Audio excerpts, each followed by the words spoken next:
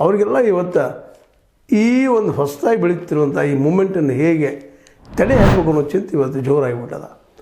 ಯಾಕೆ ಇಲ್ಲಿವರೆಗೆ ಬಂದಂಥ ಎಲ್ಲ ಅಡೆತಡೆಗಳನ್ನು, ಎಲ್ಲ ದೂರುದಾರರನ್ನು, ಎಲ್ಲ ಸಾಕ್ಷಿದಾರರನ್ನು ಎಲ್ಲರೂ ಹೆಚ್ಚು ಕಡಿಮೆ ದಂಡಿಗೆ ಸೇರಿಸಂಥ ಮಹಾನ್ ಕೀರ್ತಿ ಧರ್ಮಸ್ಥಳದ ಅಲ್ಲಿಯ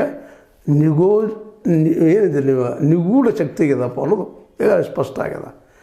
ಕಣ್ಣಿಗೆ ಕಾಣಲಾರದ ಎಲ್ಲರಿಗೂ ಅನುಭವಕ್ಕೆ ಬರುತ್ತಿರುವಂಥ ಒಂದು ಶಕ್ತಿ ಯಾವುದು, ಯಾವ ರೀತಿಯಾಗಿ ಇಲ್ಲಿ ನಡೆದಂಥ ಎಲ್ಲ ಘಟನೆಗಳನ್ನು ಮುಚ್ಚಾಕ್ತಾಯಿದೆ ಅನ್ನೋದಕ್ಕೆ ಈಗಾಗಲೇ ಪುರಾವೆಗಳು ಸಾಕಷ್ಟು ಸಿಗ್ತಾ ಇದ್ದಾವೆ. ಅದ್ರ ಜೊತೆಗೆ ಇನ್ನೊಂದು ಪುರಾವೆ ಮಾಡಬೇಕು, ಈ ಮಹಿಳಾ ಹೋರಾಟವನ್ನು ಹತ್ತಿಕ್ಕಬೇಕು, ಬದುಕಿ ಸರಿಸಬೇಕು ಅನ್ನೋಂಥ ತಂತ್ರ ಮಂತ್ರ ಕುತಂತ್ರ ಷಡ್ಯಂತ್ರ ಅಂತ ಏನು ಕರೀತಾರೆ ಎಲ್ಲನೂ ಅಲ್ಲಿ ನಡೀತಾ ಇದ್ದಾವೆ ಅಂತೇಳಿ ಸುದ್ದಿಗಳು ಬರ್ತಾ ಇದ್ದಾವೆ. ಯಾಕಂದ್ರೆ ಈ ಮೂಮೆಂಟ್ ಏನಾದರೂ ಯಶಸ್ವಿ ಆದ ರಾಜ್ಯದಲ್ಲೇ ದೊಡ್ಡ ಪ್ರಮಾಣದ ಹಾನಿ ಈ ಹಿಂದಿದ್ದಂತಹ ಈ ಮೂಲ ಶಕ್ತಿ ಯಾವುದದ ಅವ್ರಿಗೆ ಪೆಟ್ಟು ಬೀಳೋದ್ರಲ್ಲಿ ಎರಡು ಮಾತೇ ಇಲ್ಲ ಅನ್ನುವಂಥ ಮಾತುಗಳು ಹೊರಗೆ ಬರ್ತಾ ಇದ್ದಾವೆ.